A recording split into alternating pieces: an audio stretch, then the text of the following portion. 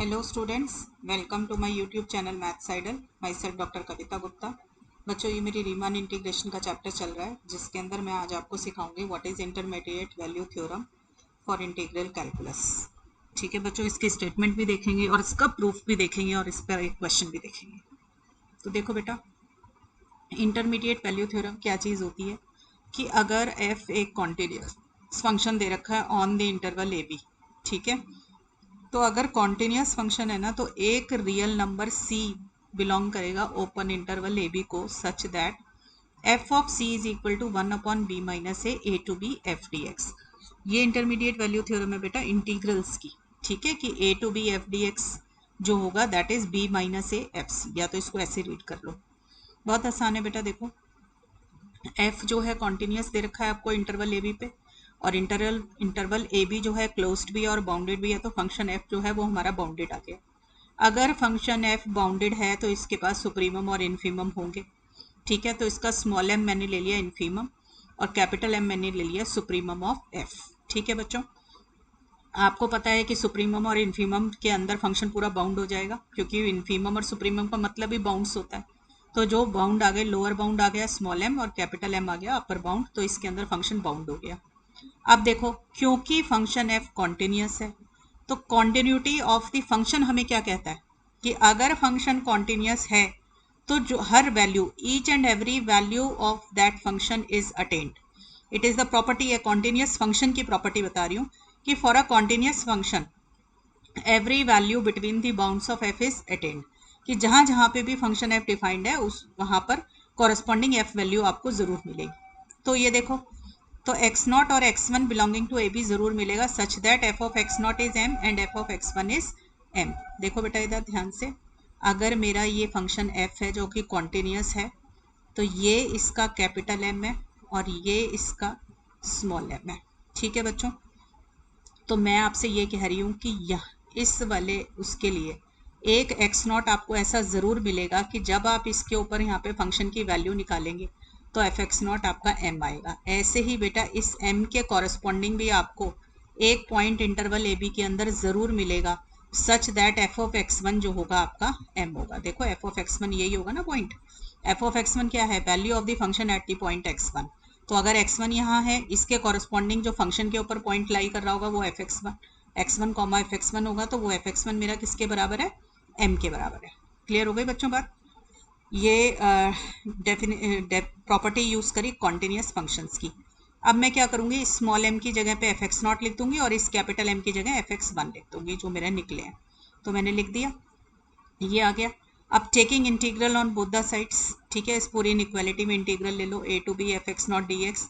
और ये हम क्यों ले सकते हैं? क्योंकि फंक्शन एफ इंटेग्रेबल है हमारा। ठीक है ना, अगर फंक्शन आपको कॉन्टिन्यूस दे रखा है तो continuous, every continuous function is integrable.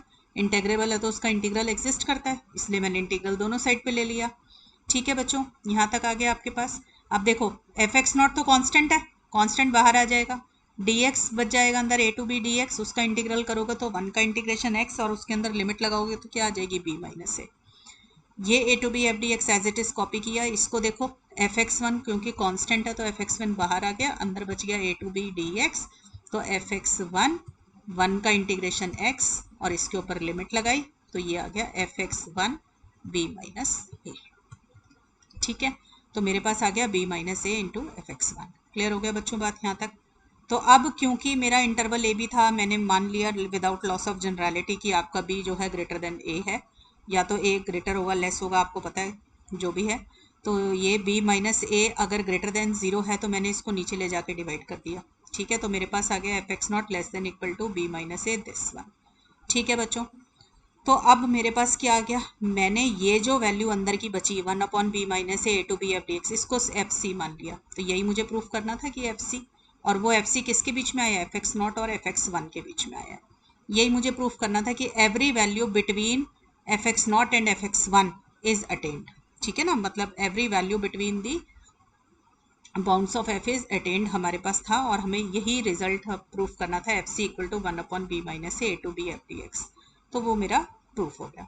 So this is intermediate value theorem of integrals. Clear है बच्चों? अब आगे देखिए, क्वेश्चन देखते हैं। Suppose f and g are continuous functions on AB such that a to b f dx is equal to a to b g dx. Then show that there exists a point x naught belonging to AB such that f of x naught is g x naught.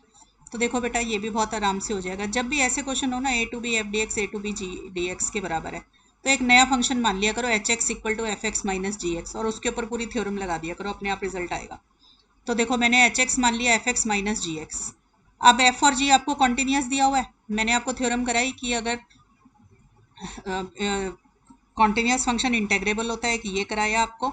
और दूसरा देखो एफ x और जी x दोनों continuous हैं. आपको पता है difference of two continuous function is continuous, तो आपका एच एक्स भी कॉन्टिन्यूस आ जाएगा. और आपको पता है हर कॉन्टिन्यूस फंक्शन इंटेग्रेबल होता है तो एच एक्स इंटेग्रेबल भी आ गया. ठीक है. और अगर मैं इस इंटीग्रेबल है तो इसका इंटीग्रल एग्जिस्ट करेगा, तो मैंने इसका इंटीग्रल कंसीडर कर लिया. ये देखो जहाँ मेरी पेंसिल है तो a to b h d x आ जाएगा. इस एच की जगह वैल्यू डाल दी. एच क्या है एफ माइनस जी. ठीक है. अब आपको ये पता है कि इंटीग्रल अगर एफ माइनस जी इंटेग्रेबल है तो मैंने आपको करा रखा है integral of A to B F minus G is integral of F minus integral of G. Difference of two integrable functions is integrable, ये कराया था आपको. और साथ में ये भी कराया था कि अगर a to B F minus g d x होगा तो ये दोनों अलग अलग हो जाते हैं. अब क्वेश्चन में गिवन है a to B F D x a to b g d x के बराबर है. जब ये दोनों बराबर है तो सेम नंबर माइनस होगा तो जीरो आ जाएगा. तो मेरे पास आ जाएगा बेटा a to b h d x equal to zero. ठीक है बच्चों. तो अब इंटीग्रल थ्योरम आपको क्या बोलेगी, सॉरी इंटरमीडिएट वैल्यू थ्योरम आपको क्या बताएगी. देयर एग्जिस्ट, क्योंकि आपके पास ये आ गया ना कि स्मॉल एच आपके पास कॉन्टिन्यूस आ गया और उसका इंटीग्रल हमने ये निकाला है. तो इंटरमीडिएट वैल्यू थ्योरम बोले कि there exist a point X not belonging to A B such that, हमारे पास ये था ना कि जो भी इंटीग्रल है ये उसके ऊपर जब एक्स नॉट लगाएंगे तो that is equal to 1 upon b minus A to b h x d x. यही था हमारा. वहाँ पे था ना a to B F D x जो होगा उसको हम b माइनस ए से डिवाइड करते हैं और इधर एफ एक्स नॉट जो हमारा रियल नंबर एग्जिस्ट कर रहा था उसके लिए. अब देखो H x d x zero है आपका, तो इसकी जगह पे आपने वैल्यू जीरो डाल दी. तो मेरे पास आ गया H X not equal to zero, यानी कि मेरे पास आ गया F minus G at X not equal to zero. क्योंकि एच मैंने क्या माना हुआ था, एफ माइनस जी माना हुआ था, तो वो मेरे पास जीरो आ जाएगा बच्चों. तो इसको जब सॉल्व करेंगे तो क्या आ जाएगा, F of X not equal to G of X not. यही बेटा मुझे प्रूफ करना था. ठीक है बच्चों. So this is one question on intermediate value theorem. ठीक है बच्चों. नेक्स्ट लेक्चर के अंदर आपको इंटीग्रेशन बाय पार्ट्स की थ्योरम कराऊंगी. टिल देन बच्चों पढ़ाई करते रहें. All the best.